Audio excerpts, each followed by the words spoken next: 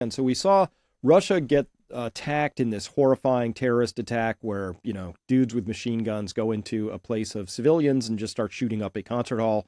And of course, they caught a couple of the guys. Kind of weird. Normally, you would think of your ISIS jihadist martyrs, you would not be caught alive, particularly knowing what would await them within the Russian system once they got caught. I mean, same thing if you get caught as a terrorist in the U.S. system, you go to Guantanamo or a black site.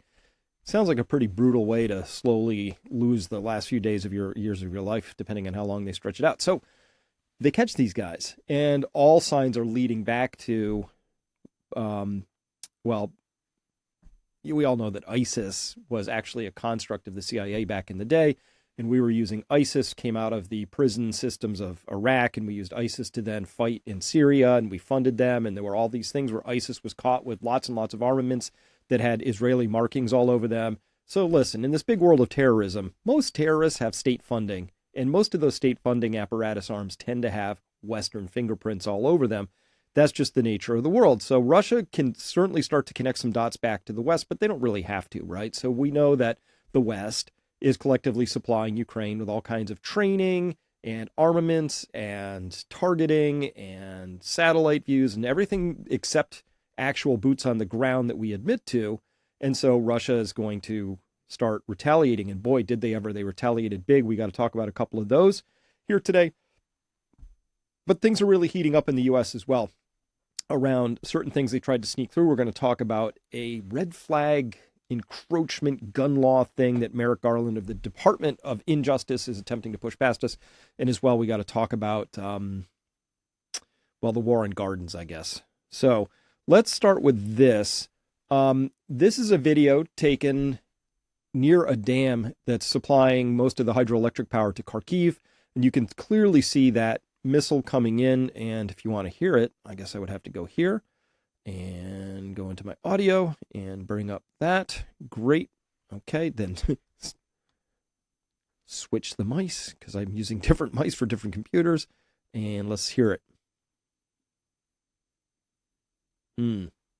Not getting the sound coming through on that. Why am I not getting sound? Beats me. Doesn't really matter. That's what it sounds like. What was interesting to me was seeing that these missiles now are dropping flares. This thing has countermeasures that it's dropping on the way in. So in the cat and mouse game of warfare, we see that the cruise missiles now can get taken down by anti-missile missiles. So now they're dropping anti-missile missile chaff and other defensive measures and things like that. So that's kind of interesting. But it really took out this one dam, and it did so big time. This is the aftermath. It clearly took out the control room here. Didn't take out the dam itself. They were targeting the turbine room and the control room. So it's fair to say that this, as an operating facility, is going to be out of commission for a good long time. I mean, if you can even get spare parts in this environment, if you don't have them lying around, I don't know. So Kharkiv is now pretty much without power, and that's not a great thing. Now, this happened on March 22nd, and of course the attack happened afterwards. This isn't what we saw happen later. What we saw happen later was, where did I put the rest of that? It's going to be in here. So there were these strikes that came in. Let's see if they have them in this thread. So these missile strikes that came in, first up, Kiev got hit. Second up, there was a air base outside Stryi, Stryi. Stryi, the military airfield there. It's got a big, long 8,000-foot runway, so F-16s can take off. All the video I saw showed these missiles, presumably, are causing these massive explosions in that area. Here's what I don't know, and I thought this was interesting, is that also in that area is this natural gas storage facility right here. It supplies a lot of Europe's overall natural gas supply, and it can store 4 times more natural gas inside than Germany's largest storage facility. So when I saw these massive explosions and continuing eruptions of fireballs in this area, is that an airfield going up? I don't know. Maybe they hit like the fuel depots that were there, possibly. Or was it that this facility got hit? I don't have good data on that yet, but it would make sense for Russia to begin attacking some of the more critical infrastructure. If they've attacked this, then Europe is really, really, really over the barrel in terms of getting natural gas supplies, because a lot of it flows through, even still, through that pipeline in there. Why Russia has persisted in continuing to supply gas to Europe, even though Europe is funding its adversaries, open question. It makes me question if I really understand what's going on in the whole region, because it would seem obvious to just cut off Europe. Now, speaking of really funky things that are going on, I've been talking about gold a lot. Gold is back up again today. I should pull up a chart of that, but it's been hanging out there around 2,100, 2,200. What's interesting is that in the overnight markets, see if I've got it here. Yeah, yesterday gold was at 2207 on the Shanghai Gold Exchange, even as it was at maybe 2170 or so. So it was a good 30, $40 difference. Here we can see the percentage difference. This is the Shanghai Gold benchmark price premium to spot gold in a fixed percent.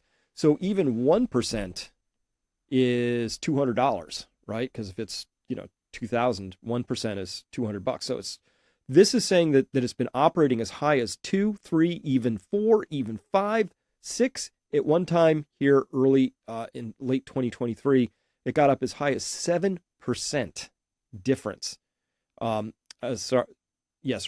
So 7 times 20, $20 is 1%, right?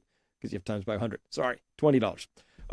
So this would be basically $40, $60, $80 per ounce difference. This is a $90 per ounce difference. It's a big deal. So we're seeing these fairly large persistent gaps in the fix in percentages between Shanghai and New York. And normally those don't exist. They hover around zero because obviously arbitrage, right? You buy gold in one location, sell it in another. You just have to transport it there, shipping and insurance. You can make bucks at $10, $20 an ounce all day long. So people would normally do that. There's been this huge persistent gap of late. And what I found interesting was this chart in Bloomberg that says that Chinese gold imports are surging. So this is in January of 2024. We don't have February or March data here. These are Swiss gold exports to mainland China and Hong Kong.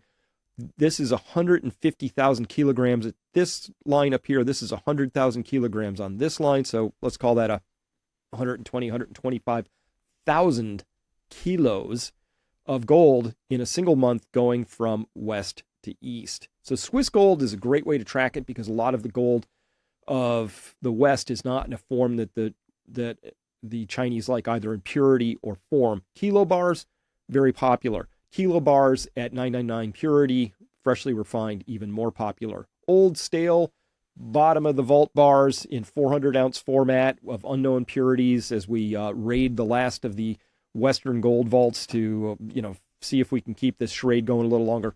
Less popular. So they like the shiny, new, freshly refined stuff. So a lot of the gold from the West goes to Switzerland, goes into the refineries, gets recast and verified in terms of purity, put into at least 3 nines form, cast into kilo bars, and then sent east.